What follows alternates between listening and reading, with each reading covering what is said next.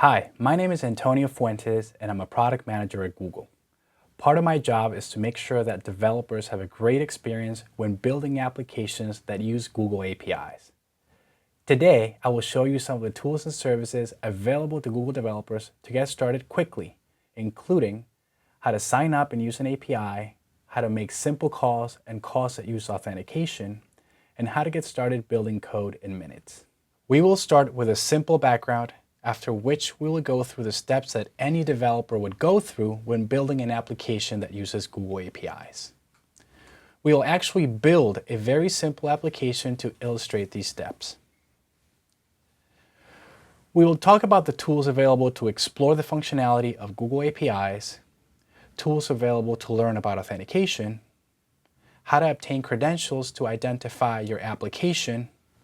We'll also talk about how to manage access and traffic for your application. And finally, we will use a simple example to start writing code. First, a little bit about who this webinar is for. This is a beginner 101 style webinar. We assume that you know how to program. The example we will use is in Python, but the principles apply to any programming language. We will target a developer who has little experience coding with Google APIs, but who likes to dive in and learn by experimenting. It is also important to make the distinction of which APIs this webinar applies to. Google has about 100 public APIs. We're going to focus on the RESTful APIs. REST has become a standard for surfacing data and is well understood in the developer community. These APIs are simple to use and are built on the HTTP protocol. And the API surface resources that can be manipulated with HTTP verbs. And resources are nothing but a document living at a URL. In the case of these Google APIs, these documents are written in JSON. Many API Google offers are RESTful. Some examples include Google+, Calendar, Blogger, Latitude, and many others. In our example, we will be using the Google+ API. So let's say I would like to build an application to display my Google+ public posts and information in them. In today's example, we will focus on requesting the data from Google+. But you can later use the principles you learned with any other Google RESTful API. One key distinction is that I want to build an application that can access the data from the end user who is logged in. So for example, if I go to my Google+ profile and I type in, "I am excited about I/O," and share it as a public post, those are exactly the kinds of posts that I would want to retrieve with my application. Let's look at the basic steps we will follow to build an application that uses a Google API. First, I would probably want to know if Google+ has an API and what it looks like. So we will start by exploring the functionality of Google APIs. Since I want to access data for the end user of my application who's logged in, we'll also want to learn about authentication. Next, we will learn how to obtain credentials and identify my application before making API calls. We will also learn how to manage access and traffic for the application. And finally, we will write and run a simple application. So let's start with the first step. How do I learn about Google APIs? Does Google+ even have an API? And what does that API look like? The first tool we will use is the Google Developers Portal. Google Developers is a central location, a one-stop shop where you can not only learn about Google products, services, and tools, but also things like developer events, hangouts, news, use cases, success stories, and so on. Today, we will be using the Google Developers Portal to learn about Google APIs, and in particular the Google+ API, read the documentation for Google APIs, explore API semantics, and try Google APIs and get started coding quickly. This is what the Google Developers Portal looks like. It contains news, links to documentation, hangouts, and many other resources for developers. You will notice that on top of all the information available on the main page, there's a search box. And this is Google after all. I'm going to click on the search box and type in the name of the API that I'm looking for, in this case, the Google Plus API.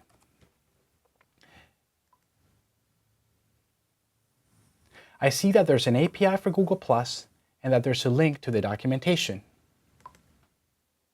The documentation for the Google Plus API is structured the same way as the documentation for other RESTful Google APIs. There is a main landing page where you can learn about general concepts that apply to the API, such as quota, authorization, API calls, data formats, pagination, and so on. On the left nav, you can find links to the resources exposed by the API. Here I can see that the Google Plus API has people, activities, and comment resources. I will select the people resource to look at the documentation for that particular resource. I see that there's a get, a search, and a list by activity methods for the people resource. Each method has a documentation page, and this is how I would navigate to them. I'm going to click on the search method for the people resource. And the documentation for the search method tells me the HTTP request format to make a request. It also tells me about parameters and how to define a request body if one is required. It also tells me what the response of the API would look like and what all the parameters mean.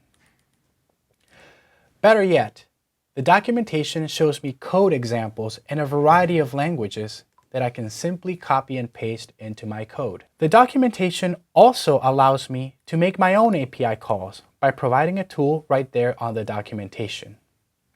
I'm going to search for my own profile to see how this works. I'm going to enter the name of my profile that I've created for this presentation and make an API call using this tool. Aha, I see that as expected, the API returns a JSON structure using the response parameters I saw in the documentation. I can even click on the link in the response to look at the Google Plus profile it returns, and I see that it is my profile. Now, what if I want to see the other methods available for this API? I can find them using the left nav on the documentation. I see that every resource available for this API has a series of methods. Alternatively, I can use the APIs Explorer, which is linked to on this main page. The APIs Explorer is the second tool we'll be using today. The APIs Explorer is a tool that allows you to, among other things, list all available RESTful Google APIs, explore methods, require parameters, including checking which of those parameters are required, make API calls using an interactive tool and actually examine the HTTP response, and send authenticated request calls that fetch data owned by a user. The Google APIs Explorer was built using the Google APIs Discovery service, which we introduced last year. This is what the APIs Explorer looks like. It has a directory-style listing of all the Google RESTful APIs. Using the APIs Explorer, I will locate the Google Plus API, which is the one I'm using in my application. The Explorer will immediately show me all of the resources and methods available for that API. Let's try to search for public activities. I would go to the plus.activities.search method and perform a query. The Explorer shows me a list of parameters I can supply to make this API call. And it also tells me which of those are required. In this case, I'm performing a query to search all public activities on Google Plus that match a query string. And that query parameter is required. So for example, if I click and search for Google I/O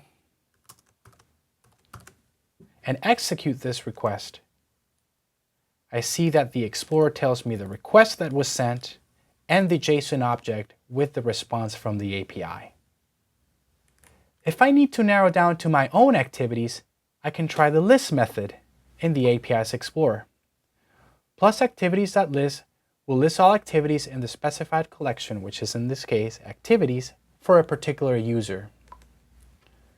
The documentation for the Google Plus API indicates that to list your public activities, you can use the parameter me, and you can use public for the collection. So let's try that and see what happens. When I click on execute, the API's Explorer will tell me that something has not worked. The Explorer is indicating to me in several ways that there's a problem with my request. First, it is telling me that I need to be authenticated in this red bar, and that I need to authorize my request using OAuth 2. Second, the API itself has thrown a 401 HTTP response code and the JSON object specifying the error. It looks like we need to pass our credentials using OAuth 2 so that the Explorer can fetch data for my activities on my behalf. So let's go ahead and try to make a call with the API's Explorer that uses OAuth 2. I would first switch to make authorized calls using this convenient switch on the right. The Explorer will ask me to select OAuth 2 scopes. These are used to specify levels of access that will be granted to the Explorer when it accesses end-user data. I see that there are two possible scopes that can be used for this API call. One for the Explorer to have access to my Plus profile, and one for the Explorer to have access to my email address. I will select the default option. You can always look up the documentation for an API to see which scopes are declared by an API, or read the auth protocol documentation for more information. When I click on Authorize, I see that now I get a consent screen asking for end-user permission for an application, in this case, the Explorer. The Explorer wants to have access to my data. When you build applications that make API calls to fetch end-user data, your end users will see something like this if you use the OAuth 2 protocol. If I allow access and make the same API call again, I will see that now the API's Explorer actually fetches my public activities from my profile. To recap where we are up to now, we have learned about two tools to explore the functionality of Google APIs, the Google Developers Portal and the Google API's Explorer. So we just did an authenticated API call. What if we want to learn a little bit more about authentication? Let's start with an impossibly brief summary of OAuth 2. In a nutshell, OAuth 2 is a protocol that allows you to build applications that access data on behalf of a logged-in user without requiring their passwords. The protocol consists of a few steps.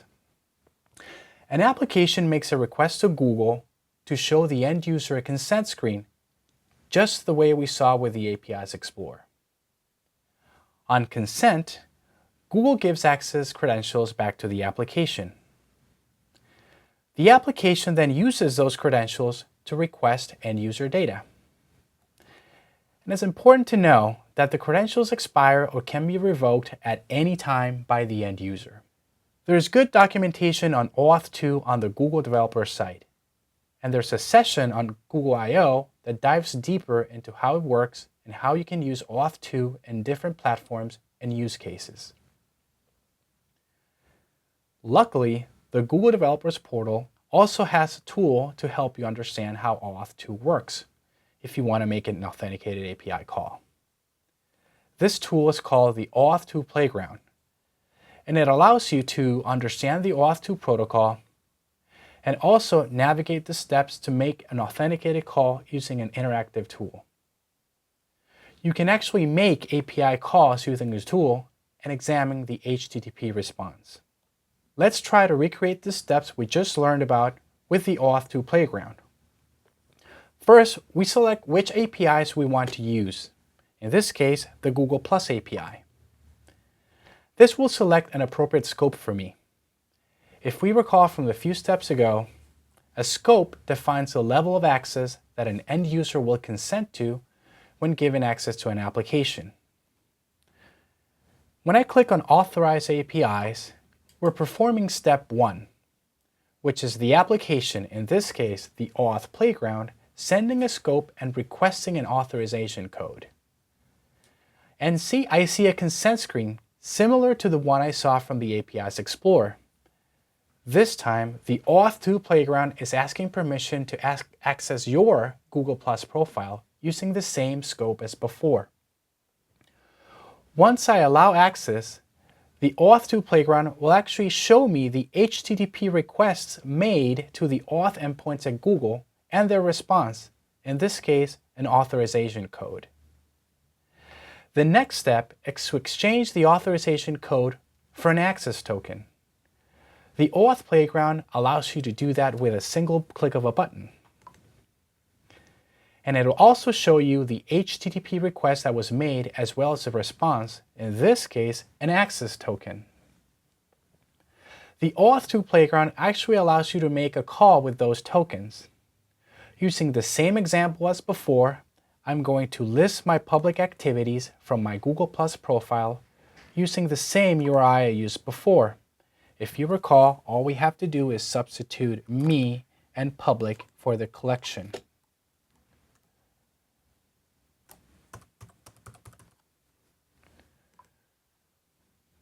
Once I send that request, I see the same response as before. Unlike the API's Explorer, which provides a directory of methods, parameters for an API, the Auth2 playground focuses on understanding the steps in the Auth2 protocol. When we use the Explorer, all of these steps to request and exchange tokens were implemented behind the scenes. Your client application would have to do the same if you write it from scratch. The good news is that the Google Client libraries do all of this work for you and implement these steps under the covers. This is one of the many reasons we strongly recommend using the client libraries. All right, we just saw how Auth2 Playground allows you to learn about authentication. But what if you want to build an application and make requests using your own credentials? When building an application that uses Google APIs, you need to obtain credentials from Google, which you can embed in your API calls. These credentials allow you and Google to know who or what is invoking the API, and in some cases, can be used in the Auth2 flows to identify both the invoking application and its end user. Among other reasons, this enables you to manage application access. Using the API's console, which we'll talk about in a moment, you can generate Auth2 client IDs and API keys, which you can then embed in your application to invoke authenticated Google API calls. Use Auth2 client IDs in your browser, desktop, or mobile-based applications to allow it to call Google APIs and request data on behalf of its user. In our example, you would use the Auth2 client ID if the application calls the Google Plus API to fetch an end user's data. Use API keys if your application does not require end user data or consent. For example, you might use API keys in an application that invokes the Google Translate or custom search or the URL shortener APIs. The API's console is a management tool for using Google APIs. Here, you can take a variety of actions in addition to generating Auth2 client IDs and API keys. For example, you can establish a relationship with Google and identify your application. You can sign up to use Google APIs and review their terms of service. You can obtain credentials you can embed when you make API calls. And you can provide billing details to use paid APIs such as those that are part of the Google Cloud Platform. Now back to my application. I'm going to use the Google API's console to register an application. I'm going to give a name and a simple logo. And I'm going to sign up to use the Google Plus API. And last but not least, I'm going to obtain a client ID to make API calls using Auth2. When you go to the Google API's console, you'll notice that you're asked to create a project. Projects are used to identify applications and assign attributes to those applications, such as credentials, the team working on them, traffic controls, and others as we will see. I'm going to create a new project. The next step is to sign up for the Google Plus API. To do this, I simply turn on the switch for that particular API. But notice how I can use multiple APIs in a single project. When I sign up for this API, I must accept the terms of service before proceeding forward. I will only be required to do this once as a developer, even if I create other projects that use the API.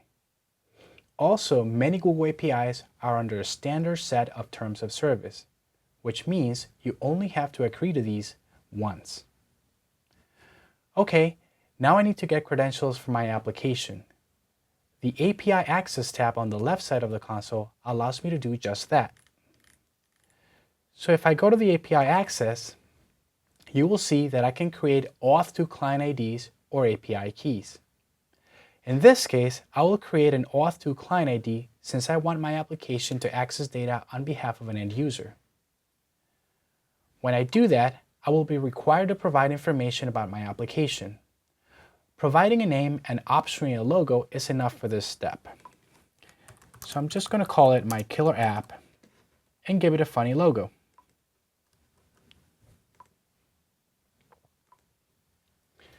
Now I'm asked which type of client ID I need. As we saw before, there are different types of client IDs depending on the nature of my application. I will choose an installed application since my code lives in my own server. When I do that, the system will generate a client ID and a client secret for me. Now we have learned how we can use the Google API's console to obtain credentials and identify your application. We will now learn how to manage access and traffic for this application. And why do you care about access and traffic controls? First, you may want to restrict who can make calls with your credentials. This is your first line of defense against leaked or stolen credentials.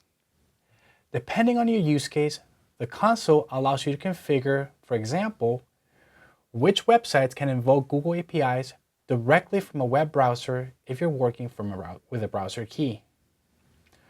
Which JavaScript origins are allowed to make authenticated calls using your auth to client ID.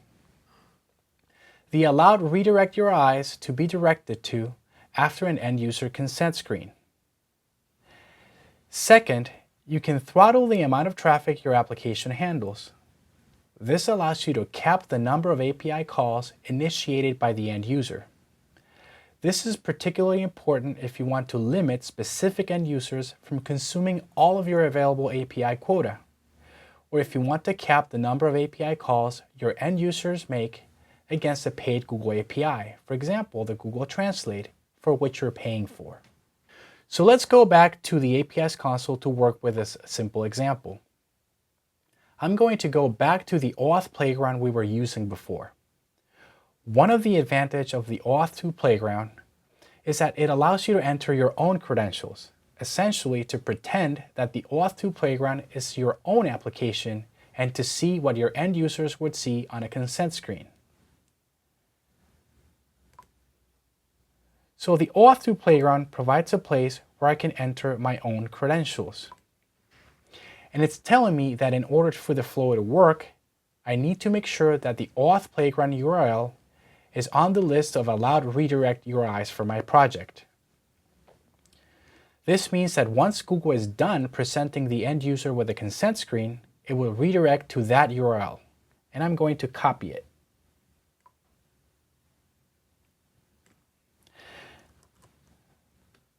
Now I can go back to the API's console and generate a client ID for a web application since the auth to playground is a web application.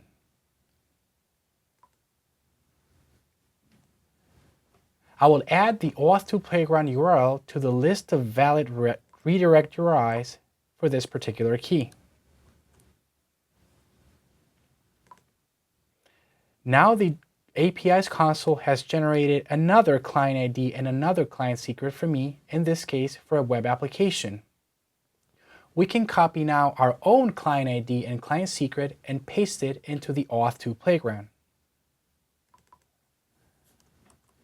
So I'm going to take the client ID, paste it in the space for it, and take the client secret and do the same.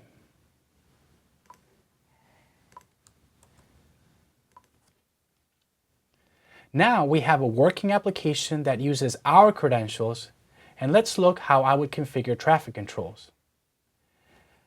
I can go to the Quotas tab of the API's console and set the per user limit for API calls that are made using my credentials. I see that the Google Plus API allows me to do 10,000 requests in a day, and that I can further scope that to a per user limit, thereby allowing me to limit traffic for individual users in queries per second, or QPS, to limit individual users from generating unwanted traffic and consuming all of my quota. I will set the value to the default. Let's go back to the Auth2 playground and execute the same steps as we did before. I will select the Google Plus API and authorize the scope. And now I see a consent screen that is presented as I expected, but this time it has my application information displayed to the end user. Then, once I grant access, the application will continue to make authorized calls on behalf of me. I can continue with the steps as before and make an API call the same way we did before.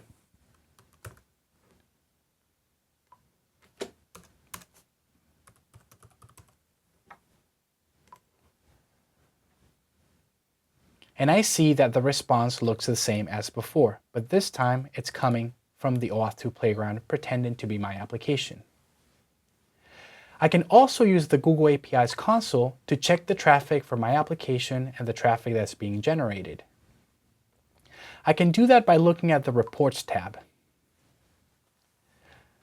The Reports tab contains useful information about usage patterns for your application. In this case, I see that a single API call, which I just did, has been made using my credentials. We have now learned how the API's console can help us manage access and traffic for our application. And now that we have explored a variety of tools and we have signed up to use the Google Plus API, let's build and run some code. Google makes it easy to get started coding when using APIs by providing a variety of client libraries in many languages. Using client libraries has many advantages, and we strongly encourage you to use them. First, the libraries make it very simple to securely call any RESTful API and manipulate the data without the need to write any code to access the data surfaced by the API. The client libraries also take care of handling errors for you, and most importantly, they handle all the steps and the Auth2 protocol that we learned previously. Every time we introduce new features to Google APIs, the client libraries are gradually updated to include those features. But let's not forget our original objective. We're building an application to access the Google Plus post for the user logged in using the app. Going back to the documentation for Google Plus, the client libraries are accessed using the Downloads link on the left nav. The Downloads page has a table with all the client libraries currently available to use with Google APIs. These client libraries are all open source and were developed using the Google API Discovery service, which was the same service used to build the APIs Explorer. Let's click on the Python client library. This will bring us to an open source project hosted on Google that contains downloads, documentation, and more for the Python client library for Google APIs. I'm going to go ahead and install this client library on my server, for which I would download a zip file provided in the page. Installing the client library is as simple as running a single command. I will copy this command for reference. I'll also download the zip file. Notice that when you install the Python client library, you do not have to download the zip file, but I'm only doing that to access some samples and documentation included in the bundle. I have downloaded the installation zip file and I have placed it in the temp directory on my server. Now that I have done that and extracted it, I can install the client library using a simple command.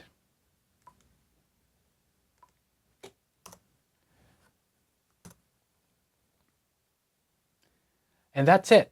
The Python client library for Google APIs has been installed on my server. Getting a starter application running is just a matter of a few simple steps. We have already installed a client library. We need a sample that works with the Google Plus API and is written in Python. You can access samples from the search box in the Google Developers Portal, from the documentation for a particular API, or from the open source project that hosts a client library. Let's try to find a sample on the open source project for the Python client library. If we go to the page, we'll see that there's a link for samples.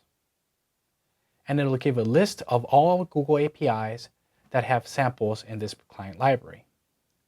By clicking on Google+, it'll show me the path for the sample for Google+. So let's look at that sample. It says it loops over all of the user's activities and prints a short snippet.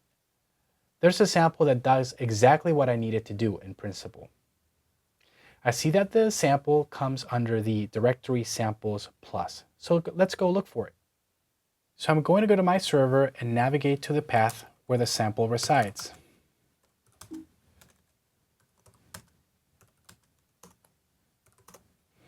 And I see the sample. Let's try to run the sample and see what happens.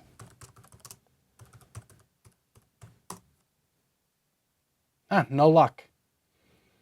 The sample application is telling us to please configure auth 2. And why? Because the API is making an authenticated call to fetch my data, and I have not supplied any application credentials.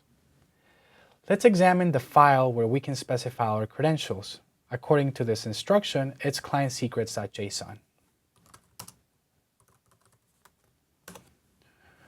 When we look at that, I see that the sample has a space where we can provide within our own server the client ID and the client secret for our application, which we already obtained when we signed up to use the Google Plus API.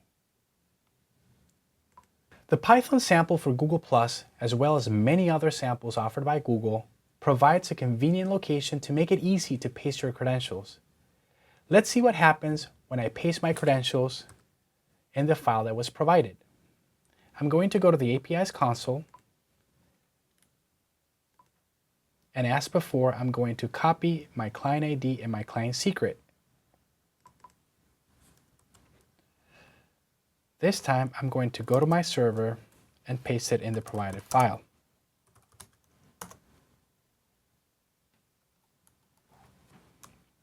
I'm going to start by pasting my client ID,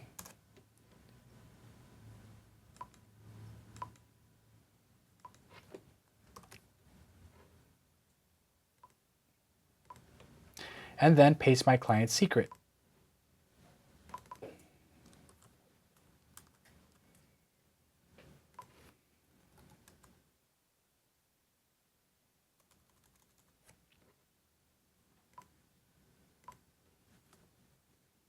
So let's try to run that sample again and see what happens now that we've pasted our credentials into the provided file.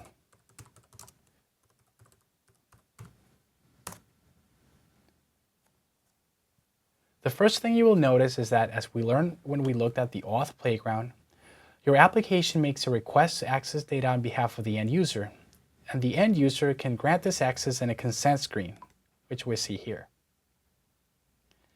The consent screen shows data for my application and is telling the user that my application is requesting permission to know who they are on Google. Once that request is granted, and as we saw when we played with the auth playground, my application will be given an access token that it will continue to use when making API calls on my behalf. When I use the Python client library, I don't have to worry about implementing any of the steps in the auth 2 protocol, since those are handled for me. Let's run this code again. The code, as we know, is fetching all my public activities from Google+. You will see that my application already knows who I am, and it's making API calls using the same access token, which it can do until I revoke it or it expires. Let's look at the code in a little more detail. To make authenticated calls, we initiate an auth 2 flow, which the functions provided in the library. All we do is provide the scope of the API we want to use, which we can easily obtain from the documentation or the Auth2 playground. We're also specifying in the code the location of the file that contains our credentials. To make calls to the RESTful API using HTTP protocols, we can use the httplib2 library to construct an HTTP object. Then we can call credentials.authorize to modify my new HTTP object so that it can sign my request with Auth2 credentials. And here's the beauty of the client library. We can create a service object that knows how to talk to the API by using the build function in the Google API client. We pass the name of the API we want to use and the version, as well as the authorized HTTP object from the previous step. And we're almost there. The client library allows you to access collections in the API by simply calling the name of the collection. For the Google Plus API, you can call service.people to access the people collection. The collection object that is returned has all the methods a collection understands. In this example, we're using the get method for the people collection. We can also pass parameters to the API call. Here we see how we constructed another HTTP request object that queries the activities collection and the list method. A call to service.activities.list does not make the API call from me. It only constructs an HTTP request object that contains in it all the information required to make the API call. If you want to execute the request, you can just call execute. Alternatively, you can gather a set of HTTP request objects and execute them asynchronously. When we execute this request, the API will return a JSON response that will be converted to a Python object, in this case, activities.doc. Any error code returned from the API will erase an exception. Again, all of these details are handled by the client library for you. So we just saw how we can use the client libraries for Google APIs to write and run your code in minutes. In summary, we just learned about some of the tools for Google developers to explore the functionalities of Google APIs, in particular the Google Developers Portal and the Google APIs Explorer. Then we learned tools that can teach you about authentication, in particular the Auth2 playground. Then we saw how to obtain credentials and identify your application, for which we use the Google APIs console. We also saw how we can use the console to manage access and traffic for your application. And last, we saw how you can use the Google Client libraries to write your code and get started. For more information, you can type the names of the tools we just covered in the Google Developers Portal in the search box, or you can go to the links provided on the screen. There are several sessions that touch on how to build applications that use Google APIs in Google I/O 2012. In particular, there's a session that covers how to build JavaScript applications that use Google APIs. In addition, there's a session on how to optimize your code, a session on Auth2 and identity and data access, and a session on building Android applications. Check the schedule for Google I/O for dates and times. And thank you very much, and thank you for watching.